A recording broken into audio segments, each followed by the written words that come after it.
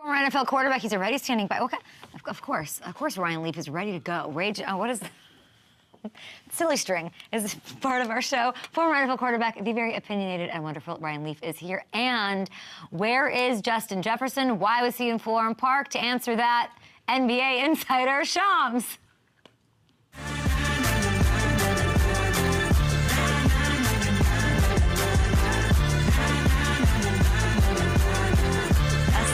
Silly streamer. This is the best you could do, Kat. Kat, I see you, Kat. I see you. Kat, I tell Kat, you got to get me something to fight this monster off. Why do you have beach balls today? You know, it's just the vibe. It's summer's coming up. We got the pool vibes going here. This is what I'm left to defend with in the zombie apocalypse. That is Eric Wheelo wielding his powerful beach balls at me. Can this even reach you? What do you want to bet? Oh, hey, it does. Okay, well, that was actually worked pretty well. Okay, we got a big show. We got Ryan Leaf coming on. I want to talk to him about rookie quarterbacks. He's big into Penix, and I want to know if he thinks he should start, is it success for this Atlanta Falcons team if he never starts? Kat is already cleaning the silly string. That's how this show operates. I'm under a tight ship here on Up and Adams on a Tuesday with some unanswered questions. We've gone division by division. We are now well into it, and today we are taking a look at the NFC East. So let's take a look over at the sportsbook. You want to dabble? You want to have a little fun? #1 sportsbook? Why not? Download it and look at this. The Cowboys and Eagles, the faves in a tie at +120. Then the Giants and Commanders both sit long shots at +1,000. Washington's getting better odds than New York to make the playoffs. Things that make you go, oh, okay.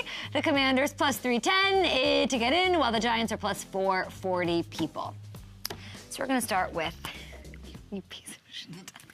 Say it, the Cowboys? What's the question? Come on. Oh, this is just a disaster. Oh, no. What a disaster. What a disaster. Question? Oh, you got a water gun? I'm going to get in such trouble. Our stage managers are like, this isn't a great look for me.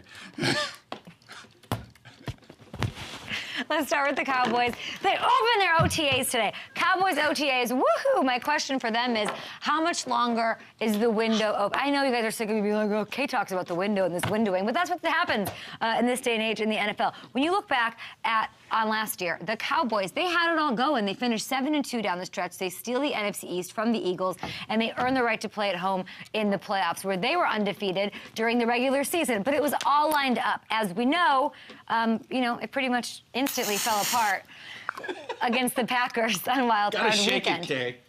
There's none left. What in the 99-cent store happened here? There's another one. There's another one, but the other one, Kat, isn't open. So now you want me to stand down. Here, you can use this old stuff. God. I need a man. I don't need you. Get out of here. Okay, so basically we all know it fell apart. Packers did their thing. Eric's Packers. Kudos and cheers to them. Okay. It has been a rough offseason for the Cowboys from a court of public and fandom opinion. It just truly has been from the playoffs. A lot of people have been hard on that and harping about the non-moves in free agency. The bigger issue and the question about how much longer is this window open is this. 40% of their starting offensive line is gone. Tony Pollard is a Tennessee Titan. Stephon Gilmore played a huge role last year. He's out too. So with Dak counting for $55 million against the cap and no extension in place, CD another $18 while on his new deal, and Micah Parsons set to break records in his negotiations, the Cowboys couldn't do more than they did this offseason. They're hamstrung. And as much as people want to clown on, this front office and the lack of whatever, I don't know what the solution could have been. I will say this. While the roster, did definitely lose some pieces, they got a little skinny, the team is loaded with talent.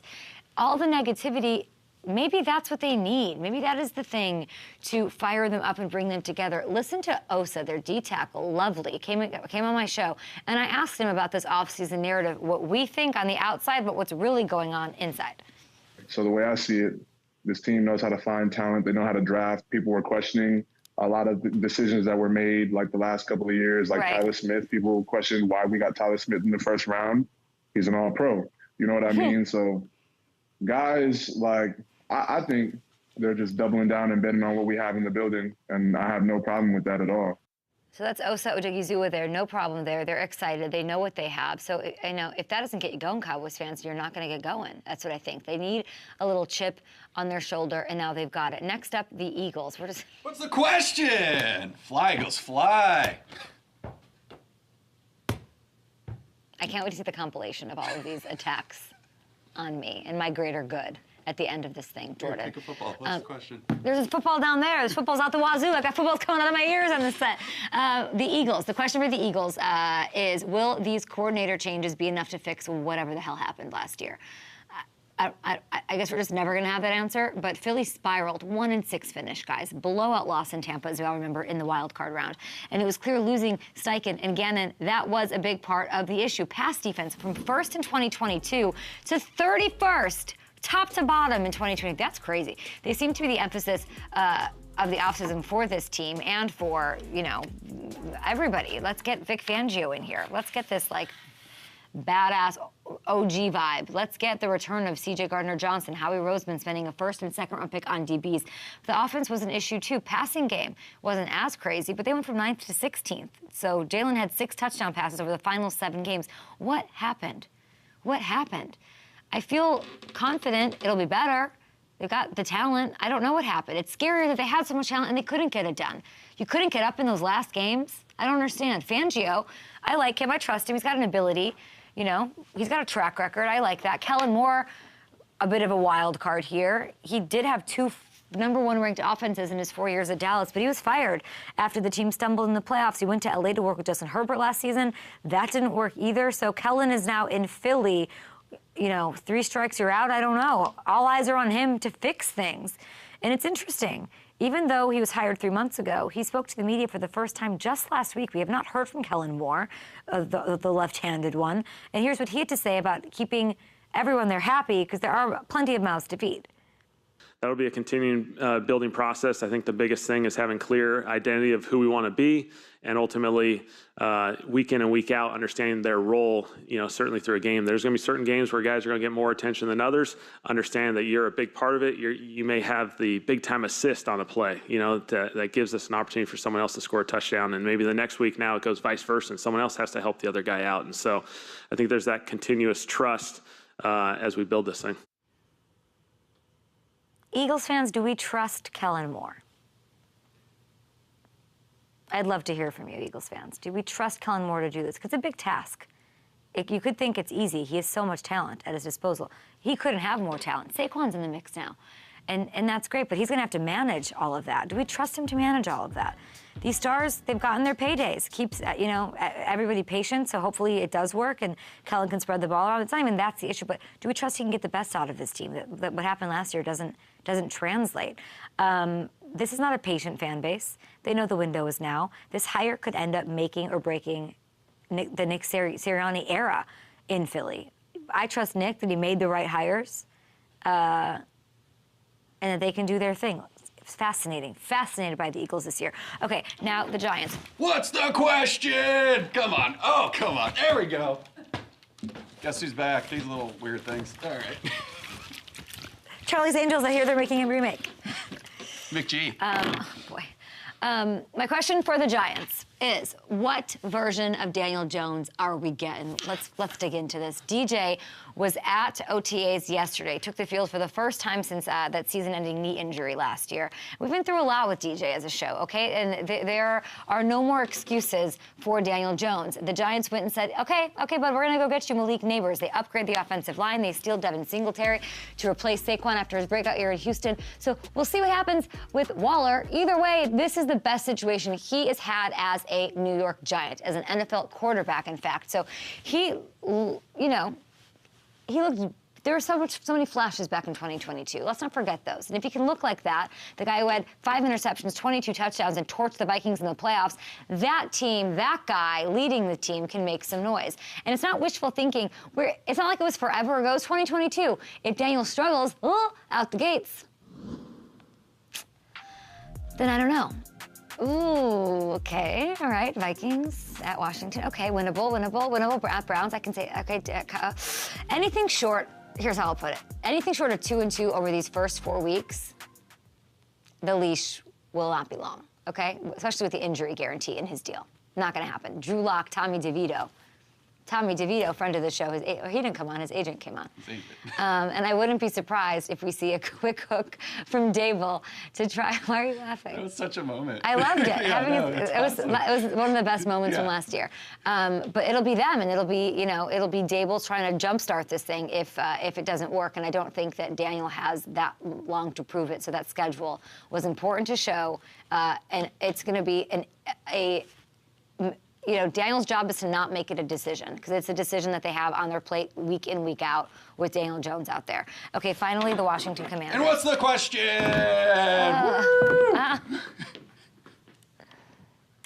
This is what in the name? Oh, it's actually hitting you. Yeah. What in the name of? I'm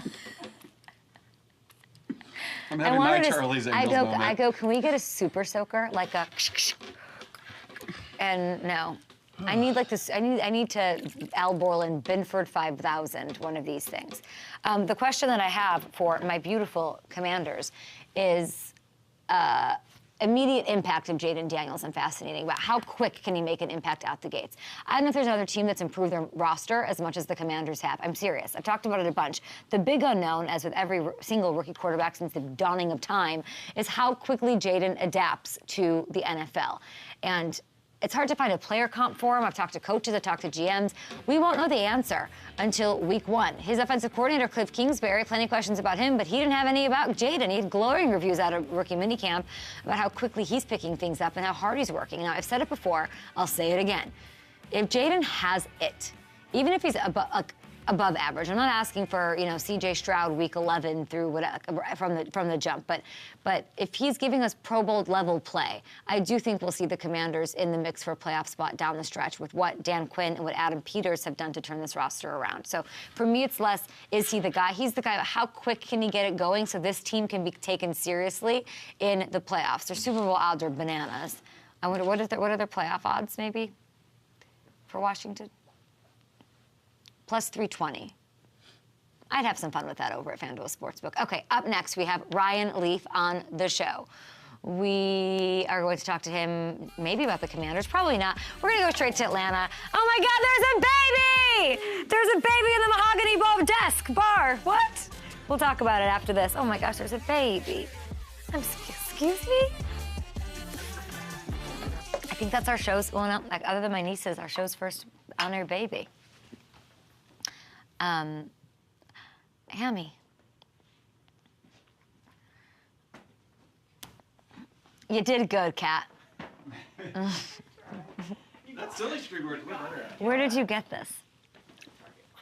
I mean, it's silly. Like, what? Is this one of those things that parents are like, why was this invented? You know, Hamilton, like, this can't be a happy moment for anyone. Oh, it's scented. Ew, it smells really bad. I think silly string's ever been used constructively. And great job by Kat to give you, like, the weakest water gun imaginable, because if you had anything more powerful than that, you would have destroyed the entire studio by the end of that first lap. I would have destroyed everything. Let's be honest. Hamilton is saying, good on you for giving me the weakest possible water gun, because we walked out. She goes, I got you a little water gun. I go, like a super soaker? She's like, oh, no. And I was like, Yeah, no, that was, and she was like, that was smart. She did this, and I went, and she went, Yeah. It's funny because Kat has to deliver information to me from bosses and back, and she has to water down both sides. And somebody has to protect you from yourself. Yes, you can't let her have a super soaker or a taser. A blow dart's out of the question. And I'm like, is it? Is it? We got Shams in here in a minute to tell us about Justin Jefferson. I just put that on him completely. And you know he'll come up with something, too. That's the best part. Do you know what's funny is that people think when I'm, like, yesterday I got a lot of comments like, how high are you? Because I was, like, just very smiley on the show. And I know when I'm smiley, I get a little, like, woozy, but, like, not high. People used to say that to me on Good Morning Football all the time. That I thought, because my eyes were so red and bloodshot because of the hours and stuff, that I was like, no, this is just what this show's done to me. Yeah, you try getting up at 3 o'clock in the morning every day. I know. Look, now we get 8 hours of sleep every night. Look at us now.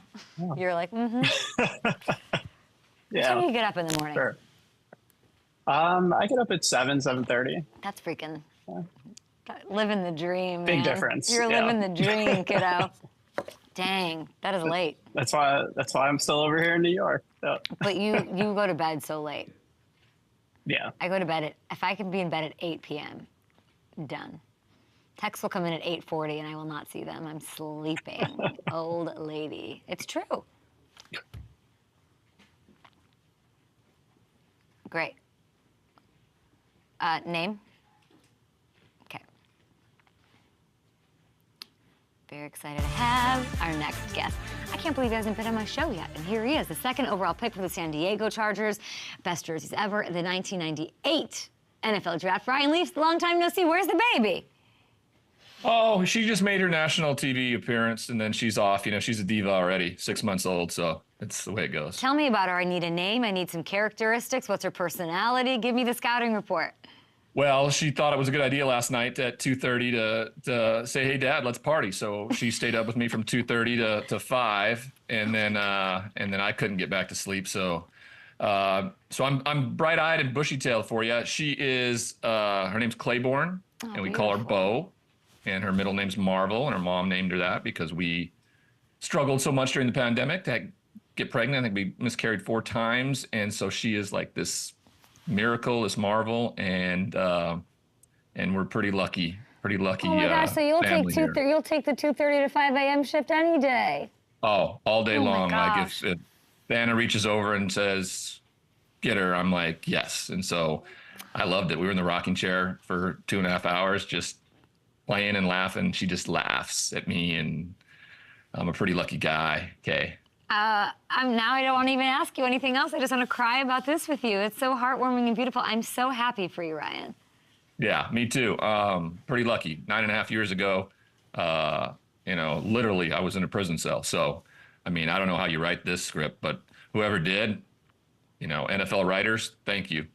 You ever think about like a movie sort of situation or anything like that? No, not for you. No, maybe if Chris Evans plays me, then we'll do it. Listen, yeah. Captain America. Let's make it happen here. I'm in Hollywood. Let's get that going. Let's talk a little football. Love having you on the show. Your perspective, just your human angle on everything is amazing. And you don't hold punches. You don't. So let's get into it. When you got into the league as the second overall pick, you were walking into this Chargers locker room. You got, Junior Seau, the late great. You got Rodney Harrison. What was it like during that time of the year, rookie season? These OTAs are going on, dealing with these vets. Well, for me, it was there was a lot of shock. I mean, I felt like I belonged there for the time from when the Rose Bowl ended till when I was drafted. Players are just built up. They're built up and they're kind of placed on a pedestal individualistically. And then you have to return to the team format. And sometimes you walk into it. And at the time when I walked in, I was about to be the highest paid player on the team who hadn't done a thing, right? So there definitely is a resentment that exists probably there. Like, what has this kid done? There was no salary cap for rookies at the time. So, I mean, I went to work, and then I got to do what I love to do, and that was just to compete. And competing against Rodney Harrison and Junior Seau every single day, if you don't think that makes you better, it simply does. And we had a lot of fun. We had a lot of fun that offseason. We had a lot of fun until it wasn't fun anymore for me, and I handled it horribly. And so it certainly wasn't because of any of those guys that weren't willing to try to help. So it was a real blessing to walk into a locker room with the likes of Junior Seau and Rodney Harrison. It's beautiful to hear. Now I'm looking at this, you've changed so much, of course, and everything's changed so much. And the Chargers have changed locations and jerseys and coaches left and right. And now they've got a new guy that you were teammates with. So I want to get into that. 1999, 2000, you and Jim Harbaugh. What do you remember from Jim, the quarterback, 25 years ago in San Diego? He taught me how to be a professional. I did not know how to be one. I was so entitled, and I thought I was the victim in all of this. And he walked into it, had a locker just a couple doors down from me, and he just kind of laid it out. And he didn't suffer any fools, and he was the most competitive person I've ever been around, ever, in anything. It didn't matter what we were doing. And we became friends. We became fast friends. He's still a friend to this day. Saw him before I called the Baltimore Houston playoff game last year in Baltimore. It was really good to see him tried to get a little insight to whether or not he was taking the Chargers job. He kind of gave me the, head nod. He just taught me how to be a professional, because once I left San Diego, I had the best relationships with teammates in Tampa and Dallas and Seattle than I ever did in San Diego. And it was because of Jim and how he went about his business. Unfortunately for me, it was, talent-wise, injuries, was too late to be the player that I wanted to be, now that I had the personality that I needed to as a leader of a football team. But he definitely taught me that, and that's a reason why he's continued to be a great leader from the moment he, took off the cleats and put on the coach's hat and glasses. I've had a lot of people who know Jim, like you do, come on the show and start saying crazy things. Like the Chargers will be in the AFC Championship game within 2 years. The Chargers are going to make it to the playoffs this year with Jim. You'll see what he does. The turnaround will be real, a la San Francisco. Do you have that same thoughts about him, or are you preaching patience with the Chargers under Jim? Well, I'm always preaching patience anytime you have something new, but lightning strikes in the NFL. I mean, you build towards a one-year dynamic. You've seen it happen in LA already with the Rams a few years back, and Houston a year ago, just by putting the right pieces together, the right head coach, the right identity. I really think the liability in Los Angeles has been Brandon Staley, just the decision-making on his part. They were a very good football team for the last couple of years, and they had a franchise quarterback in Justin Herbert. So, yeah, I think there's a real possibility. The AFC is just absolutely loaded, Kay. You know this. It's just, there's just too many variables to put into this algorithm. Like, if you could say, let's just go all NFL encompassing in terms of record, and maybe we'll have 2 or 3 NFC teams, and we'll go with, 11 AFC teams. That might be the best way to do the playoffs this year, because that's who the best team is right now, are the AFC participants, but that's not the way it's going to go. There are going to be teams that you look at and you undeniably think they're a playoff team, and then you have to add them all up and you go, well, how do they get in?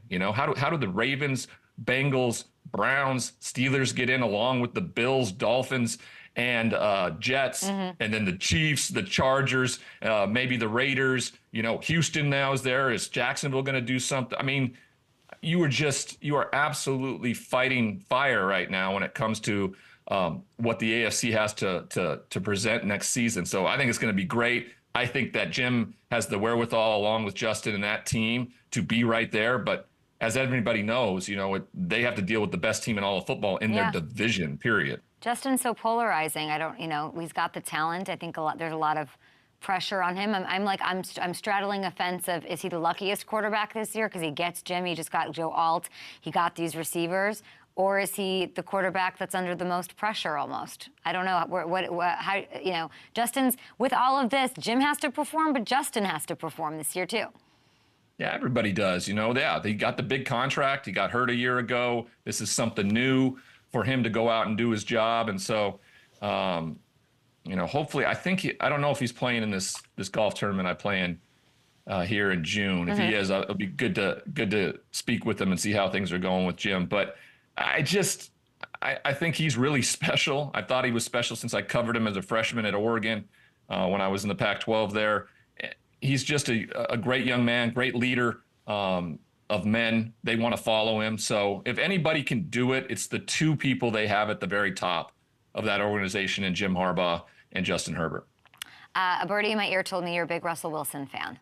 So let's get right to that. The Steelers, they actually start and they kick off their OTAs today. And the big question is, in their quarterback room, is it Russ? Is it Justin? Is it going to be an upgrade, surely, on what it was last year, because they were averaging less than a touchdown a game the entire season? How do you see that competition playing out? Well, I don't think there's going to be a competition, frankly. I think that it's Russ's job. I think he's got everything to play for. I think it would absolutely be hilarious. And also that you would have to ask the question, if you ever get Sean Payton on the show here in between the season start, ask him if he is, would he go to the Super Bowl parade, since they essentially gave them a franchise quarterback and are paying the freight for it, because I don't see why the Pittsburgh Steelers couldn't be a Super Bowl champion. Let's be clear. Sean did not pay him that money. Well, no, but he's on the hook for it, because he walked into a situation pretending that he didn't know he was going to coach Russell Wilson. When he took the job, that was the job. I don't know if he could have messed things up more than anybody Sean Payton has in his short time there, but oh, well, that's the way it goes, Denver. You're going to be in that 4th spot in the AFC West for the foreseeable future, I feel. And I'm sorry about that. But I'm happy because I'm a Pittsburgh Steelers fan. And so I love the fact that Russ is there because they just needed competent quarterback play since maybe the last couple of years of Ben Roethlisberger. They have that. I mean, I covered the wild card game in Buffalo. They played incredibly well. Mike Tomlin got them played really well. If they would have been able to have Watt in that game, I don't know if it would have made a difference with Josh Allen the way he played. But this Steelers team is ripe for the taking, okay? And my biggest worry for them simply is the back half of the schedule. They have all 6 of their divisional opponents in the final 8 weeks of the season. So if the injury bug, which has plagued them, comes into play, that could affect them negatively. But everybody's banged up. But that also could be a really great tool if they are able to establish an early run against the conference and other opponents and have a great record heading into the division. Watch out for the Steelers. I think Russ has still every bit of being a Super Bowl champion quarterback in him, and I don't think anybody else does. And I think he's going to shock a lot of people with Arthur Smith and what they do with that offense. And maybe, are you saying like they could win the North, maybe?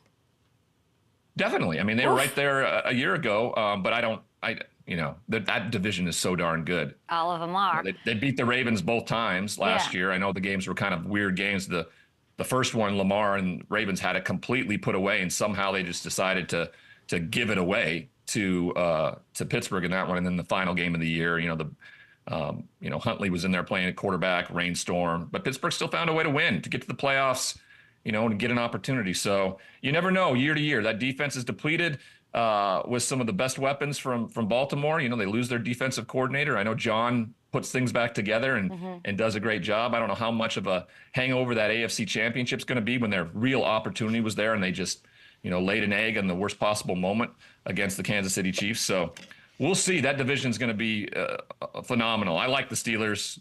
There may be some bias in there for me, but it's my black and yellow. I'm more interested in the bias on the whole Denver take. Take me back there. Was it a mistake to move on from Russell Wilson? Well, I think it was. I mean, I don't know. They've just made mistake after mistake. I don't know how the general manager continues to have a job. I mean, if somebody came to you with the resume that he has, right? He hires Nathaniel Hackett as the head coach. He makes the trade for Russell Wilson, pays him that much money.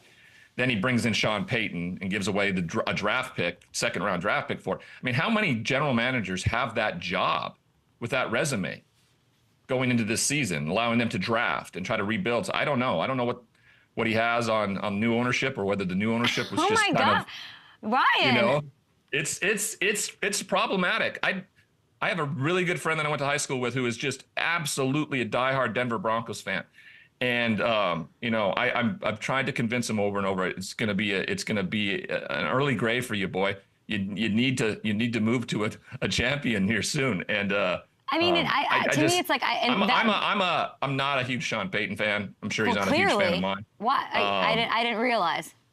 Yeah, I think he's probably got the worst type of ego for a head coach in the NFL right now. So that's going to be a problem. And is that why you think it didn't work out with Russell? I think he already had it preconceived when he walked into the deal, which is strange to take the job knowing you most likely would have him for 2 years because of all the dead money. It didn't make much sense to me. I don't know what this team is. I don't know what this team will look like. I don't know if he, with the release of Russell and giving himself a couple of years to kind of figure it out and find his way, he must have some really good job security because I don't think Denver's going to be any good for a couple of years. No love for Bo Nix. I love Bo Nix, but I mean, he's going to be a rookie. So, I don't know if he's got the CJ Stroud mentality in him right off the bat, but we'll see. Falcons, they're at OTAs today. Kirk Cousins out there. So is a rookie that you like very much, and Michael Penix, 8th overall pick. I know that you like his game quite a bit, but the nice thing is he gets to sit and develop, which is beautiful, and he gets to learn from a great quarterback like Kirk. When all is said and done, we look back at this, when the history of this draft class is written, is he the one that ends up being the Hall of Famer? Oh, I mean, that is such a prognostication, right? You know what I mean, but is he going to be the best out of this draft class? From where he was taken, the way he's coming in, the development aspect, the weaponry, what do you think? The division? Well, I had him as my number one quarterback. In fact, I had him as my number one quarterback last year. So this isn't new news. I think he's the most pro-ready. The fact that he's going to be able to sit and learn from what is a great veteran quarterback in Kirk Cousins, I thought this was a great move. This was playing chess when others were playing checkers. Everybody was so pissed about the fact that they used the 8th overall pick to take a quarterback they're not going to use for a couple years. And what effect that would have on the likes of Kirk Cousins. I just thought this was doing what was best for a team to have a decade-long quarterback campaign with, a couple guys that can dominate that division. So I love it. I think that Kirk could easily be, if he's healthy, a top 5 quarterback this year with the talent they have around him. Atlanta can win that division, and they can throw their hat into the ring when it comes to the NFC, definitely. And so I expect that for the next couple of years. I'm not sold completely on medical technology and how advanced it has become, especially with Achilles tendon for aging quarterbacks. We'll see. We'll see how that plays out. I have reservations about both him and Aaron Rodgers in New York. We have to wait to see it and see how valuable they are to their teams, mobility wise and doing the things they've always done. But if he is healthy, he's a top 5 quarterback in this league, especially statistically with the weapons that he has. So Michael Penix will be right there. And as we saw a year ago, as the injury bug hit Kirk Cousins, they didn't have a reliable backup. If Minnesota did, with the defense that Brian Flores brought to the table, Minnesota would have been in a position to make some noise in the NFC. I really do, with that defense. Instead, they got booted to the side. And if Michael Penix Jr. is forced into action this year because of an injury, I think everybody in Atlanta are going to be thanking their lucky stars that they went and got this guy. I really do. He's that special. And that's hard for me to say because he's a dog, and us Cougs don't like to talk about dogs in a glowing fashion. Wow, he was your number one guy coming out. That's amazing. And I think he's in the perfect situation. I'm this old school way of sit behind the quarterback, learn, develop, don't get rushed out there. I know everybody wants to put their, not everybody's going to be C.J. Stroud. And we've seen so many quarterbacks hurt developmentally being thrown into there without the right situation. Caleb's a little different because he's got a kind of a nice situation, I think, going out there. You mentioned Aaron Rodgers. I think they should go more all in than ever. I think they're missing a receiver. I think they should go grab somebody else. They should trade for somebody big. I've felt this way for a couple of years. I thought last year was the perfect opportunity for him, where they were drafting, to do something that Green Bay had never done for him and grab a wide receiver in round 1. Yeah. Or in this case, I thought Dalton Kincaid would have been a great pickup for him in New York, but they didn't. They went with Will McDonald, who nothing against him, but he was a guy used as a third rusher on a defense that has loaded with rushers. You always need depth. I get that. But at this point, for this all to work, it has to be offensive generated. Defense is going to be good, but this offense has to be great. And for people who are New York Jets fans to think that this ultimately just changes we're doing the same thing that we did a year ago. The hype is all there. Everything is there. Didn't we just do this a year ago? And you got 4 plays out of the deal. So we don't know.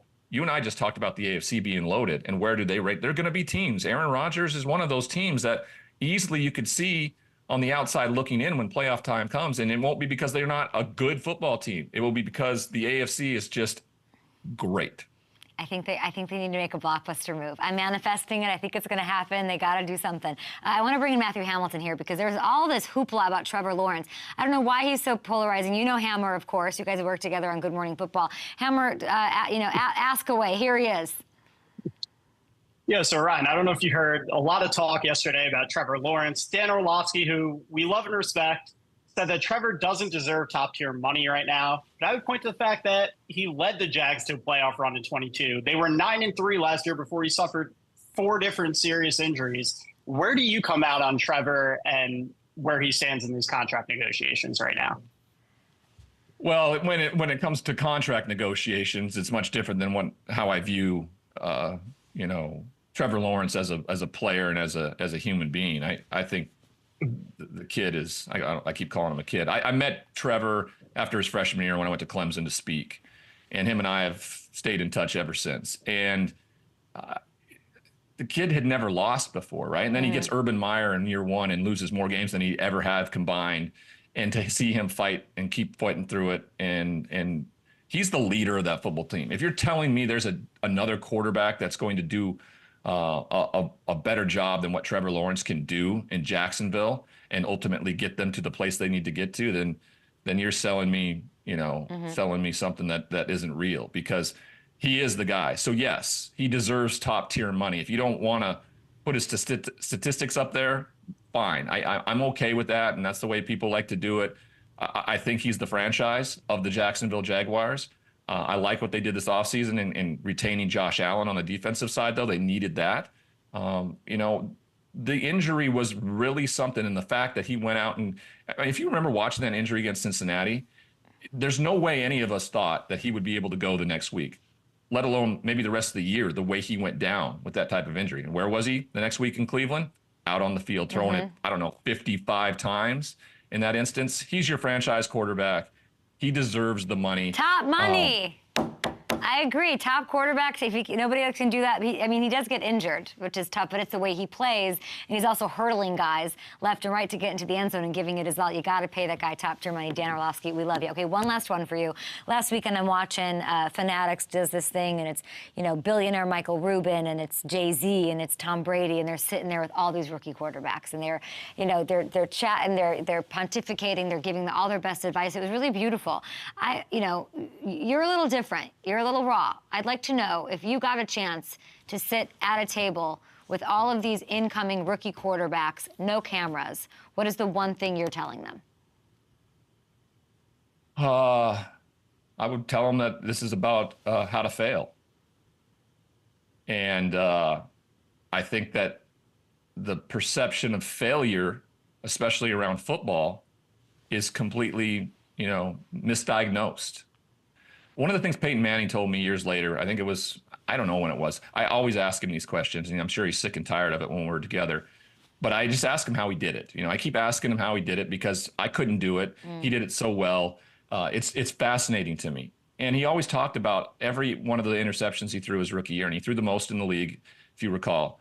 I don't know if I could have handled that, I know I couldn't have handled that.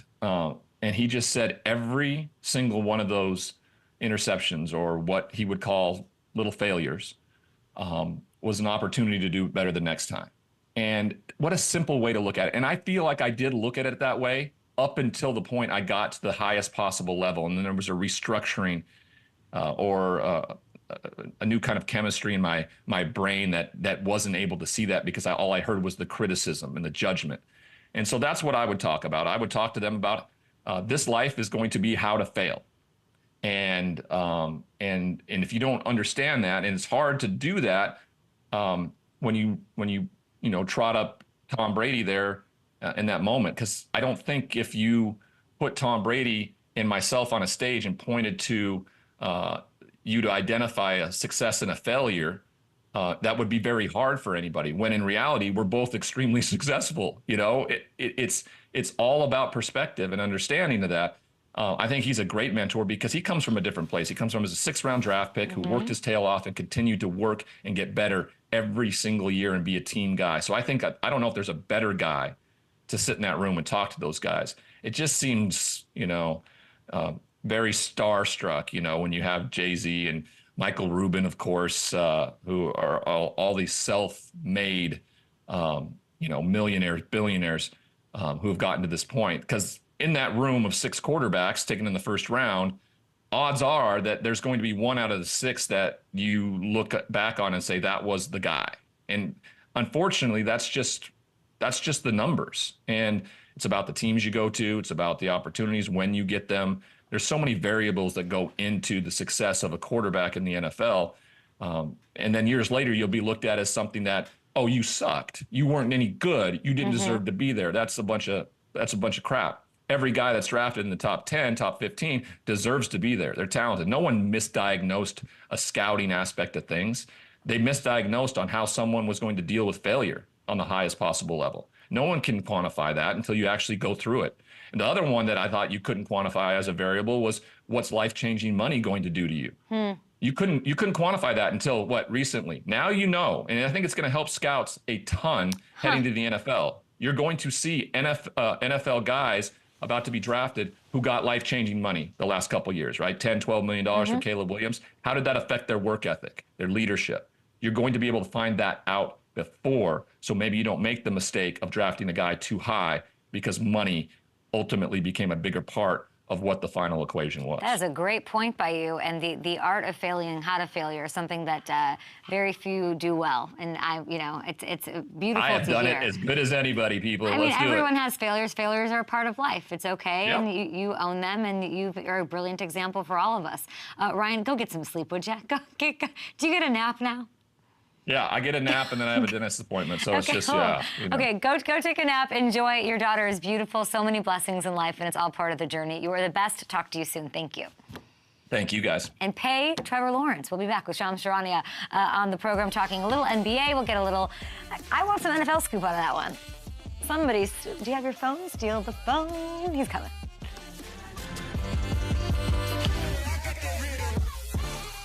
Can we put the slate up?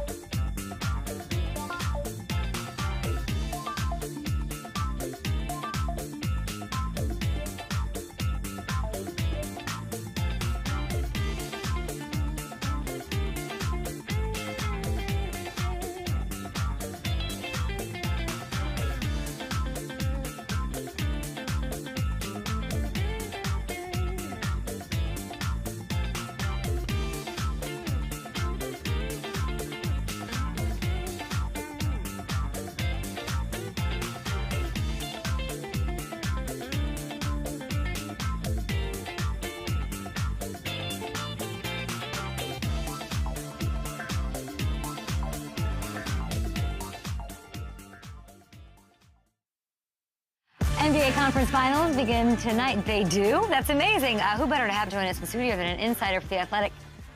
Oh, you have bad reflexes. I could have gotten it again.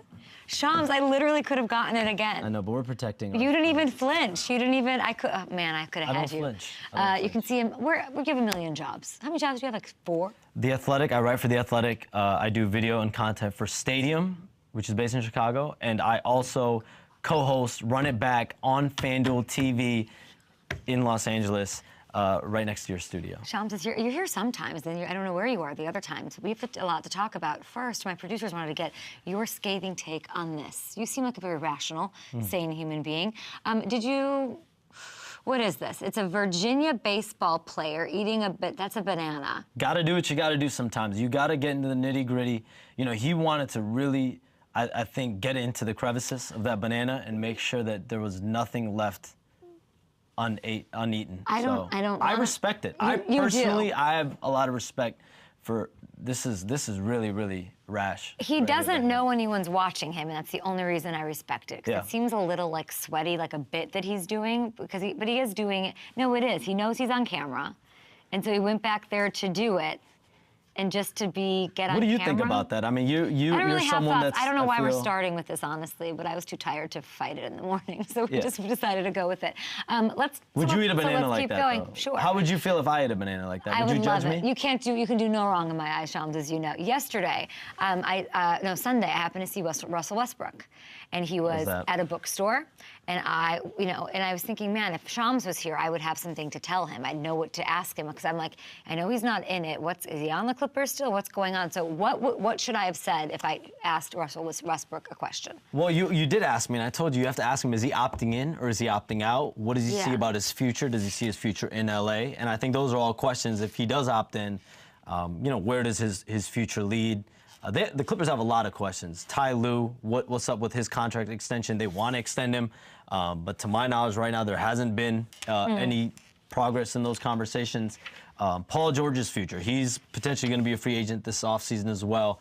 Is he going to be back in LA? That's a question for them as well. I mean, obviously everyone knows, and Lou Williams said on our show today, he's like, Paul George isn't leaving LA. And I think people around the league have had this belief. He's an LA kid. He wants to be here.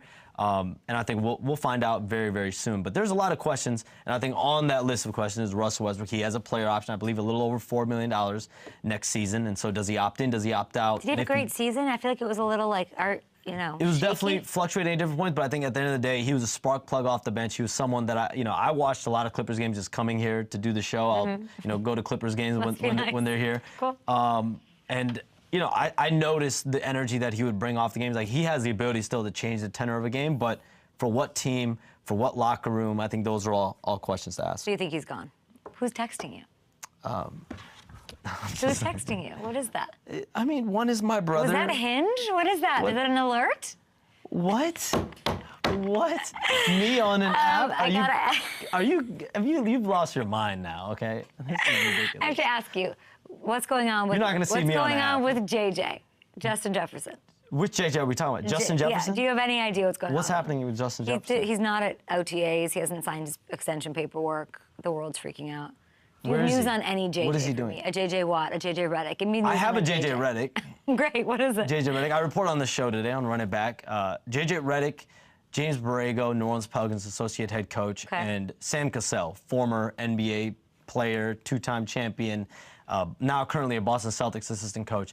Those three have all formally interviewed for the Lakers job. Whoa! They are the initial targets for the Lakers. And I'm told JJ Redick had a meeting within the last several days in Chicago with the Lakers. There was a draft combine last week in Chicago. JJ Redick made a surprise appearance in Chicago at the combine. And they had interviews yesterday with James Borrego, Sam Cassell. They're going to continue to have interviews the rest of the week. Were they drunk and drinking wine like he does with the podcast with LeBron? Like, what was going on? I would hope that's not how an Maybe. NBA team interview went. I don't think Rob Pelinka, their general manager, president, he's very, very polished. I doubt they're drinking wine in their interview. But, you never know. If your interview's with LeBron, maybe. But again, I'm also told LeBron James... How realistic is JJ? I mean, I see the connection. Even I know that they're close. They do a podcast together. Well, listen, I think from JJ's perspective, he is a very real candidate. He's a legitimate candidate. In some corners, he's seen as the front runner for the Lakers job. And I think all the questions around JJ Redick are the readiness. Being a rookie head coach, is he ready to be thrust in this position with LeBron James, Anthony Davis, and this roster? Those are all questions they're going to have to answer internally and with him. They're going to have a narrowing process in this search. But the other side is there's this perception, right, that LeBron James and JJ Redick have a close relationship because that's my perception. Would you fight that for me? Because they do their podcast. But from what I'm told, LeBron James is not involved in this coaching search. He wants them to make the best decision for their organization, whether that's getting... They already had a rookie head coach when they hired Darvin Ham last go-around in 2022. So do you go the route, again, of another rookie head coach? And Rich Paul told me yesterday, LeBron James and JJ Redick, they do a podcast together. That does not mean LeBron James wants JJ Redick as his coach. We got to FaceTime Rich Paul right now. So all I want to do is for you to FaceTime Rich Paul. It's very hard to believe, Shams, it's a perception you have to, you and Rich Paul. They do their podcast together. They do their podcast No, together. that's not the. This is not an extensive. Let's remove it from JJ Redick. The idea that LeBron, as powerful as he is not involved in a coaching search is very hard to believe. Well, in 2019, LeBron James really wanted Ty Lue to be the head coach. The Lakers had negotiations with him, did not hire him. So that's one thing that he wanted, did not happen. The last couple of years, Kyrie Irving, they made 2 attempts runs at Kyrie Irving. LeBron James wanted Kyrie Irving as his point guard. That did not happen. So there's been things that obviously LeBron James has wanted.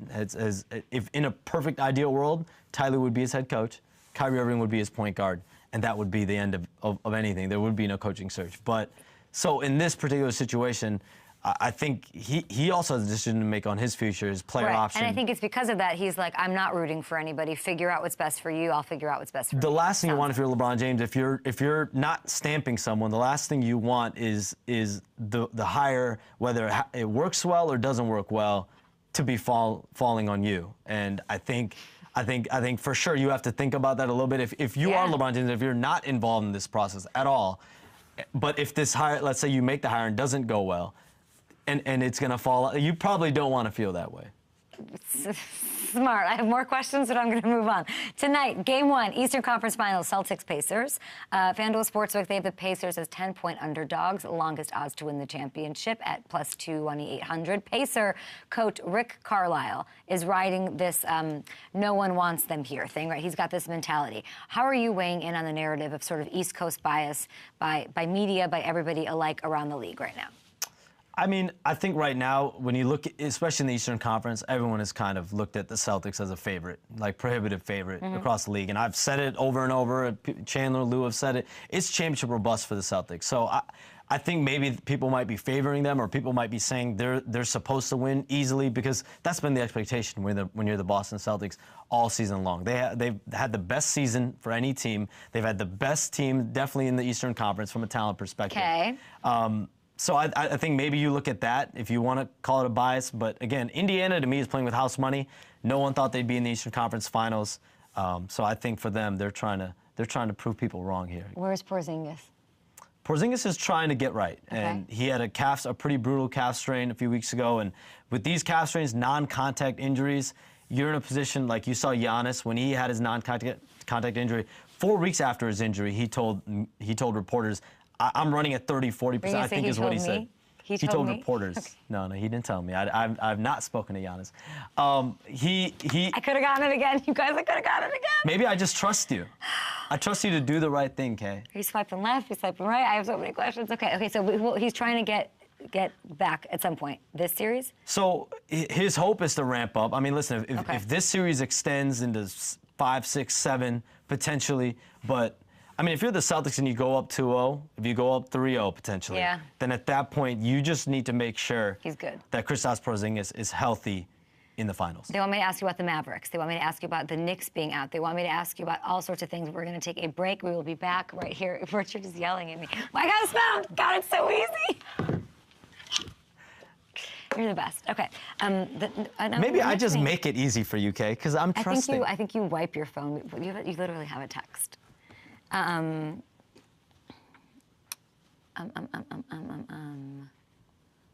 see.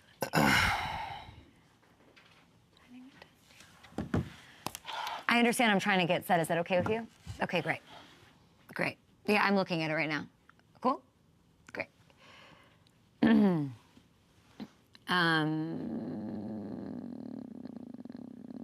What's up with Tibbs?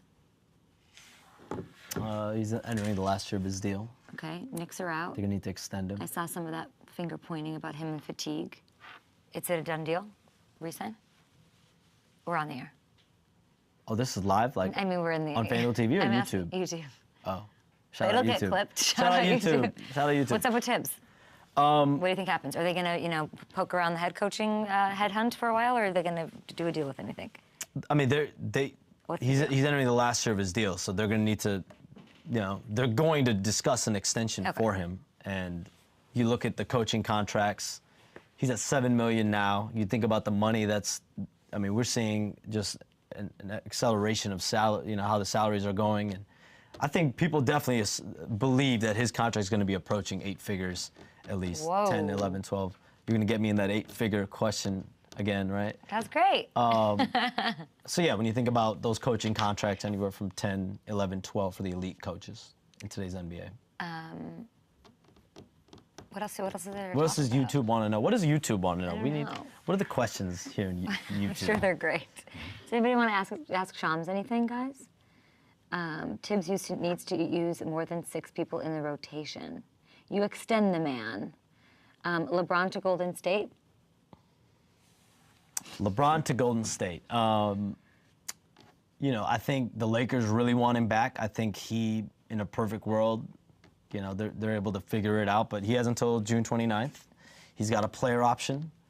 And I think people around the league all expect him to be back with the Lakers, but we'll see how he views their handling of the roster and if they can add talent around him. That's a good answer. Shams, she keeps testing you, dude. No, I'm not. Break some news right now, Shams. I think we have. We've said a few things on the show. How was running back today? Running back was beautiful. I think, you know, we've built such great chemistry on the show. I feel like you guys are great that you guys get to come in studio more now. Yeah, we're coming in studio a lot. How do Yeah. you feel about that? Do you like having studio mates? I don't like that it's cold. That's not my decision. I know. Definitely not Chandler my comes in decision. here and he's I like, go with the can we flow. make it literally 7 degrees? It's not. Yeah, I mean, I understand for someone Like me that wants it to be 80. I live here, and then y'all come in like it's an Airbnb and change all the settings. Is all I'm saying, and then I have to deal with it. So that's Chandler. That's not you though. That's Chandler Parsons. I've got beef with him. I hear we're all having dinner this week. I'm excited. You, me, and Chandler. Are you inviting me to dinner? I am, and Haley, his beautiful wife. We're gonna have a great time. Yes. Mavs Timberwolves, Game 1 of the Western Conference Finals.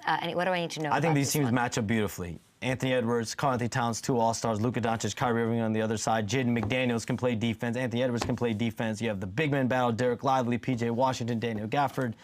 You have Rudy Gobert, Karl-Anthony Towns. I think, to me, this is unbelievable series. Why was Kyrie crying? Emotional. He's been through a lot the last couple years. He's finally found a great home in Dallas. We all want Oh, to I find a love great that. home. We all want to find a great home. Shams, thanks for being here. You're in LA all week. Guys, we're having dinner. You know we're give having my dinner. Why location are you, away. I'm not giving you. What am I not going to send something to your pin out? Calm down. Jeez Louise. It's so tough with Shams. We'll be back. I would never.